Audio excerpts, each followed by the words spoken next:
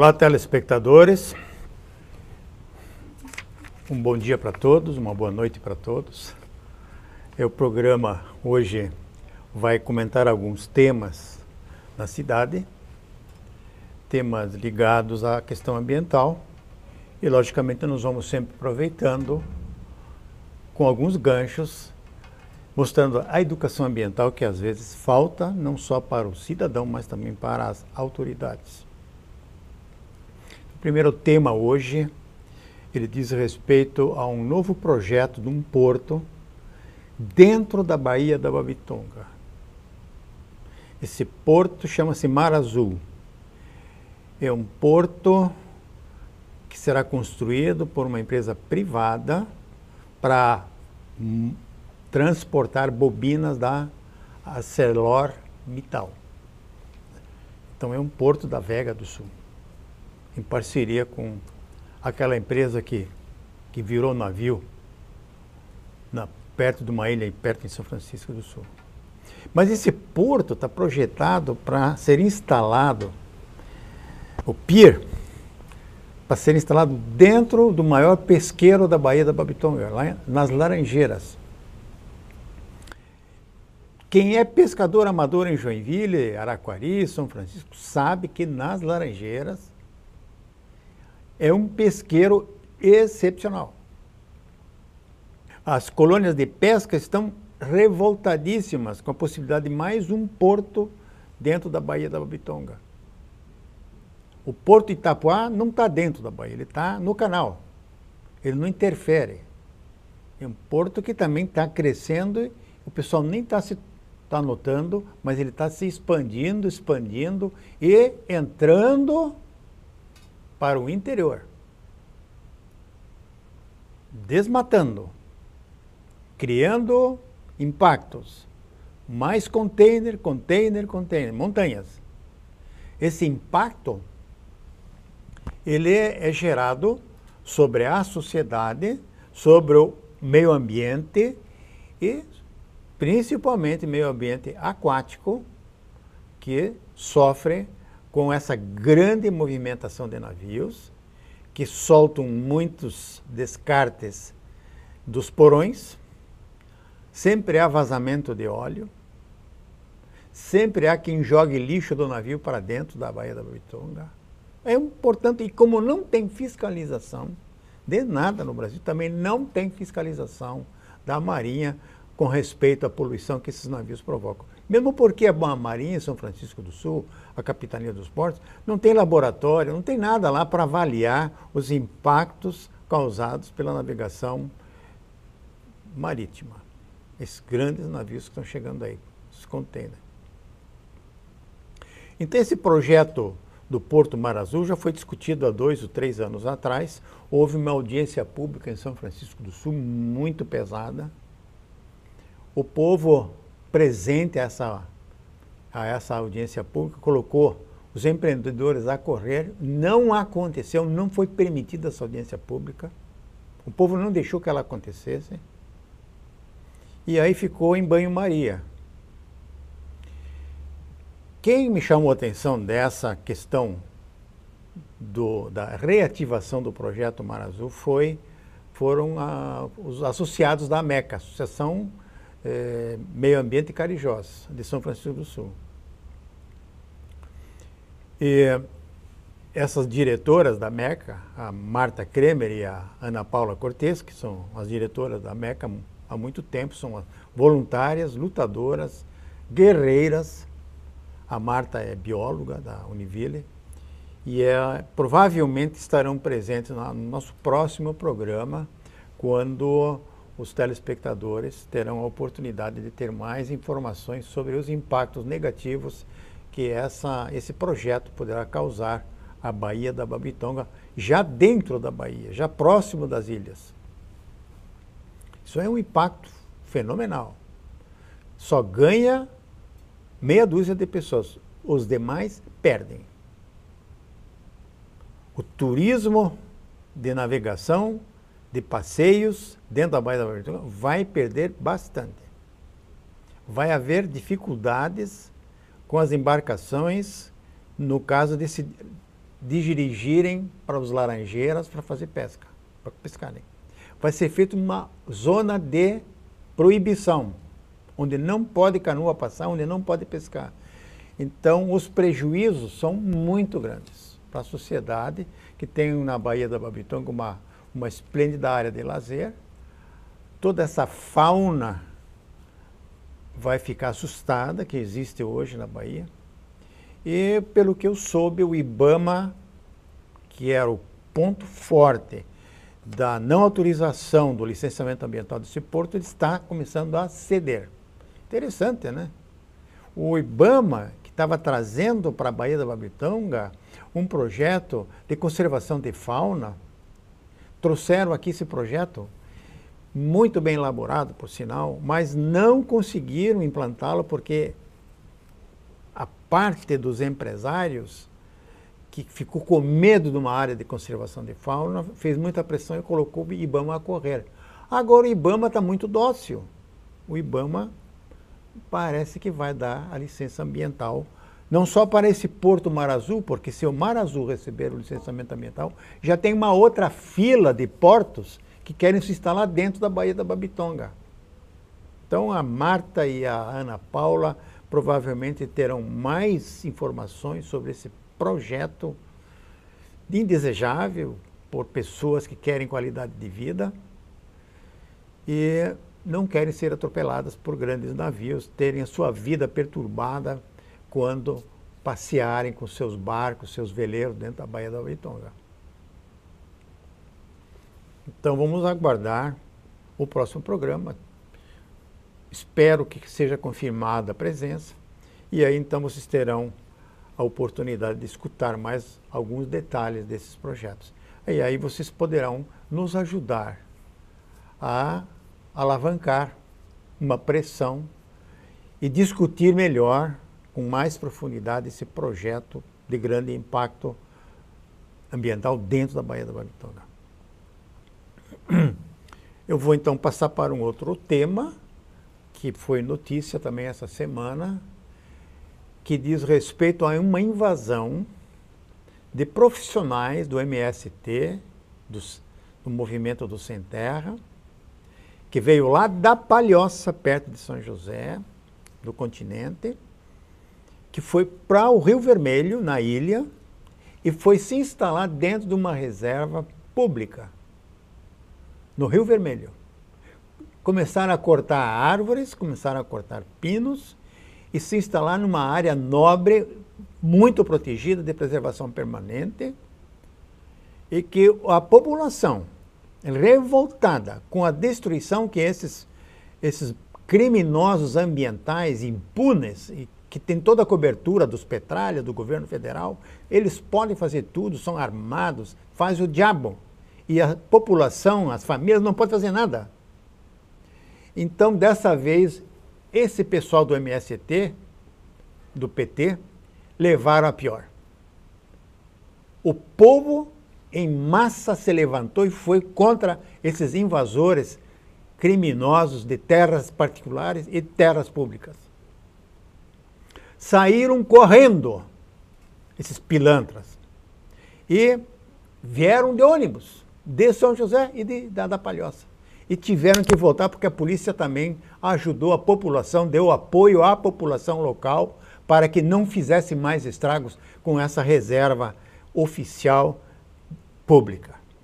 É uma área verde, de proteção ambiental, de preservação permanente e que foi impiedosamente agredida por esses malfeitores, esses bandidos, esse bando de malfeitores. O povo está de saco cheio, está perdendo a paciência. E é muito bom o sintoma que os florianopolitanos, lá da ilha, lá do Rio Vermelho, mostraram que existe ainda cidadania, que o povo vai fazer um basta por essa anarquia que está sendo imposta ao povo brasileiro. Chega! Viu, seus Petralha? Chega! Nós não suportamos mais isso. Então eu fico muito satisfeito porque realmente em Florianópolis, na ilha, existem organizações não governamentais, da sociedade civil organizada, que luta mesmo pelos seus direitos.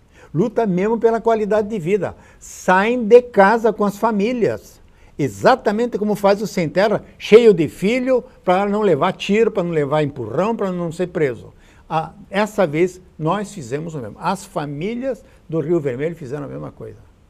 Parabéns, então, para os moradores da região do Rio Vermelho, que defenderam um patrimônio público que pertence a todos e que é controlado, que é supervisionado pelo Estado de Santa Catarina.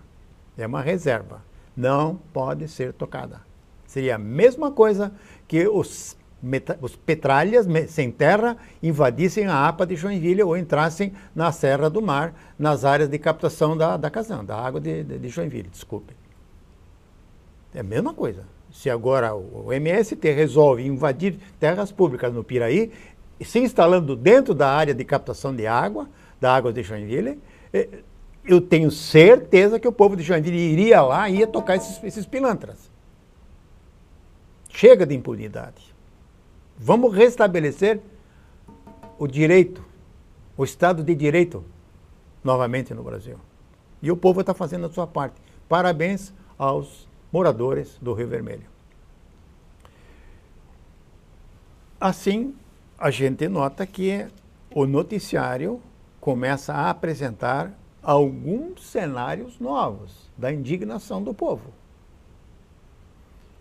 Está em debate se essa questão do povo fazer justiça com as próprias mãos é correta. Mas a agressão que o povo sofre, um proprietário de uma panificadora ser assaltado num mês 20 vezes e não poder fazer nada, ele vai acabar fazendo justiça com as mãos. Se ele não tem apoio da segurança pública, da polícia militar, não tem apoio das forças que devem proteger o cidadão que paga impostos, o que pode acontecer? Não estou incentivando, não, mas as ações estão acontecendo, pipocando em todo o Brasil. O povo não aguenta mais. Quero levantar mais um tema interessante aqui. Diz respeito a uma nova cidade que a Prefeitura Municipal de Joinville está incrementando em Joinville. Essa nova cidade, ela vai ser construída depois do Ulisses Guimarães, na região, como é que se chama aqui? José de Alencar.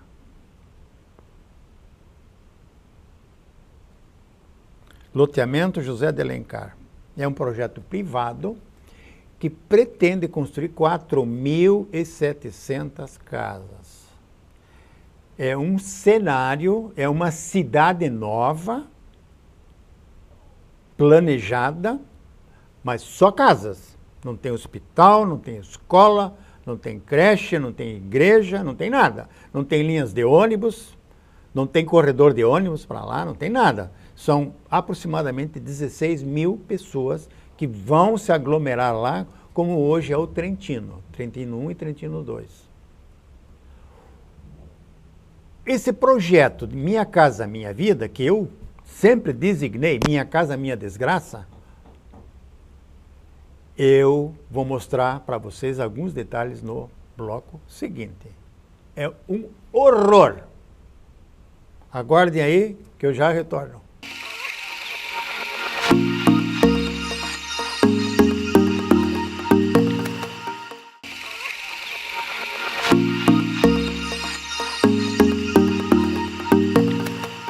Retornando nesse segundo bloco com Ecologia em Ação, nós estamos discutindo aqui uma nova cidade que será construída dentro da cidade de Joinville. O loteamento José de Alencar é um loteamento privado, como eu disse no espaço anterior, para 4.700 residências, casinhas, casa para pobre, casa para pessoas que vão pagar 40 reais de prestação por mês. É um projeto do município de Joinville que vai dar todo o apoio. Apoio no licenciamento, vai fechar o olho se tiver rio, vai fechar os olhos se tiver mangue. Tudo assim, licenciamento a toque de caixa, como eles gostam. Quando tem problema ambiental, o licenciamento tem que ser protocolado hoje e aprovado amanhã, para que não haja tempo de analisar os problemas e as agressões e os impactos ambientais causados nas APPs, áreas de proteção permanente. Agora vocês imaginem 4.700 casas. Um pessoal que não se sabe de onde virá, se são cadastrados, se são migrantes, se são invasores de terras, se são invasores de mangue que vão ser locados para lá. Não sei, não se sabe. O que se sabe hoje de concreto são os 2 trentinos na zona sul da cidade, aonde o Conseg do Floresta, reunido há um mês atrás, teve a presença de policiais militares que nos contaram na reunião do Conseg que a zona sul de Joinville não está mais guarnecida com policiamento, com segurança militar. Não tem mais segurança na região sul de Joinville, porque o dia inteiro, a noite inteira, a guarnição militar da Praça Tiradentes é chamada para atender o Trentino. No mês, 400 chamadas foram realizadas para a Polícia Militar para atender brigas, para atender drogas, para fechar apartamento com drogas. Tem comércio nos apartamentos, tá? Virou uma bagunça e não existe controle. É um sítio fechado que tem governança própria. O síndico nomeado não consegue controlar a anarquia que foi estabelecida, implantada dentro dessas áreas. Então a polícia não pode agir porque é território privado. Assim vai ser também essa nova cidade de 4.700 casas. Não vai ter segurança, não vai ter escola, não vai ter condução, não tem comércio organizado. Não sei. Só se faz as casas, vende as casas e depois os contribuintes têm que pagar o asfalto, a iluminação pública, etc. Deixamos de ter a manutenção das nossas ruas para que a prefeitura invista em asfalto, passeios, iluminação pública, drenagem pluvial e esgoto. Pelo que eu sei, se um empreendedor tiver que fazer um loteamento, ele tem que fazer posteamento, ele tem que deixar pronto a pequena cidade para começar a vender lotes. Eu não sei se isso vai acontecer nesse tipo de loteamento, que é o tipo Minha Casa Minha Vida, porque vai ser financiado também pela Caixa Econômica. Nós temos que prestar atenção ao que está sendo feito com Joinville. Vai ser complicado morar em Joinville. Quanta gente virá para Joinville? Atrás dessas casas? Atrás dessas moradias baratas? Atrás dessas casas de campanha política? É complicado. Então, vocês vejam, logo que o Trentino 1, Trentino 2 foram inaugurados, não deu um mês de inauguração, o sistema de fossas que foi comprado de uma empresa de um amigo, de última hora ele fez uma empresa para fazer fossa e filtro, e projetos de ETE, ou uma licitação mal conduzida, em um mês o sistema de tratamento do esgoto, dos trentinos, começou a entupir e vazar para as ruas. O cheiro ruim, o berreiro que deu. A imprensa o tempo todo dando notícia. Eu fiz um programa só da questão da ETE que foi instalada lá nesses trentinos. Sem manutenção, uma estação de tratamento para 450 residências, apartamentos, é uma estação grande. Não é uma fossinha e um filtro ali. É uma fossa e um filtro para 450 pessoas. Ou mais. São 450 apartamentos. Quer dizer, lá é um conjunto de 6.000 pessoas. É uma estação de tratamento enorme. E para uma estação de tratamento nesse porte, tem que ter controle. O dia tem que ter um técnico, um biólogo, um analista, tem que medir a entrada e saída dos efluentes, para ver se eles estão dentro dos parâmetros legais. Qualquer empresa que tenha uma estação de tratamento, ela tem que se sujeitar aos parâmetros legais. A Fátima vai em cima e vai questionar se a estação de tratamento está funcionando corretamente. Não se brinca com isso. É uma questão de saúde pública. Uma estação de tratamento é algo muito complicado, porque são bactérias que digerem os dejetos humanos e transformam isso em gás carbônico, oxigênio e água, e um precipitado de sais minerais. Então, no final das contas, todos aqueles efluentes vindo das privadas, dos sanitários, dos banheiros, ele cai num compartimento estanque, onde as bactérias vão interagir e vão se alimentar daquela matéria orgânica em decomposição. E o resultado é um tratamento desse efluente sanitário que é liberado para a natureza dentro de padrões legais, estabelecidos previamente. Temperatura, pH, oxigênio, CO2, CO, né? Acidez. Então, isso não tem ninguém que faça nos Trentinos, não tem controle. A Fátima não vai lá controlar a qualidade do efluente. É jogado, a maneira como sai de lá, é jogado para dentro de um curso d'água. Bem, com água limpa. 6.000 pessoas lançando despejo lá para dentro. Agora, coloque lá mais 4.700, 6 vezes maior que os trentinos. Imagina que estação de tratamento deverá ser implantada lá. Que tipo de gambiarra vão colocar lá? Deve ser alguma empresa de Brasília, de algum Petralha de Brasília. Nós vamos sofrer as consequências. Os moradores vão ficar pagando 30 anos por uma casa que tem problema de sanitário. Por uma casa que tem filtração de umidade. Por uma casa que não foi feita fiscalização, que não foi feita uma auditoria externa. Que o CREA não acompanhou a obra para proteger o cidadão. Que licenciamento ambiental vai ter ali?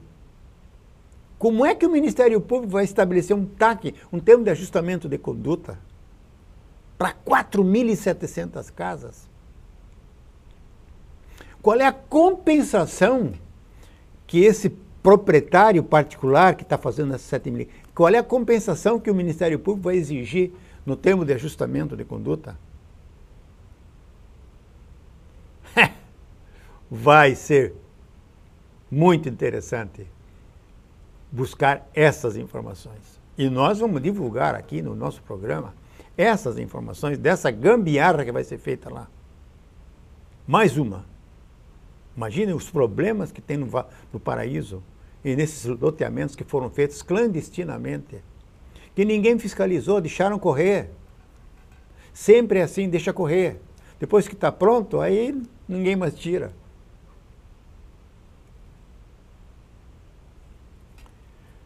E as invasões de mangue continuam. E a prefeitura não tem condições, em ano de campanha política, em ano de eleição, ninguém fiscaliza.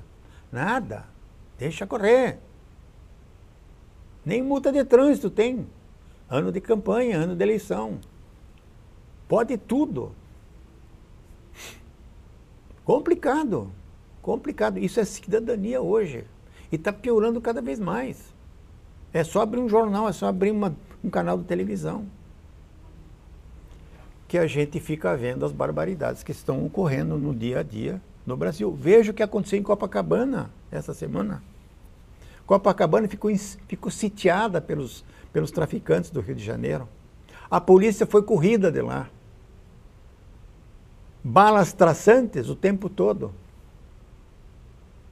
Um canal de televisão está fazendo uma matéria do alto do morro e tinha uma luz verde que focalizava diretamente a câmera, ofuscando toda a programação do narcotráfico. Faróis potentíssimos. Então é assustador o que está acontecendo no Rio, São Paulo, nas grandes cidades. É assustador. Impressionante. E não tem solução. A Polícia Civil está totalmente desamparada tecnicamente. Ela não consegue resolver os problemas. Morre gente, é assassinada, é loucura. O povo está com medo de sair na rua. Os caras estão começando a comprar andador de dentro de casa. Não saem mais para a rua, medo. E isso é complicado. O povo está apavorado. Até quando vai dar isso aí? Até quando nós vamos suportar isso aí? A primeira amostra nós vimos em Rio Vermelho. Eu fiquei muito satisfeito com isso aí. Eu digo, agora chegou o ponto da volta. Mas o programa, ele procura debater as questões sociais, ligando sempre com as ações ambientais. Mas nós temos novidades muito interessantes para Joinville. Nós temos um programa Cidade Limpa, que é de um vereador que está propondo colocar 1000 lixeiras da cidade, mas eu vou detalhar esse Cidade Limpa no próximo programa, com mais algumas outras informações interessantes que foram geradas por leis da nossa Câmara de Vereadores. Parabéns, então, para esses vereadores, mas esse assunto eu vou voltar no programa que vem. Até lá!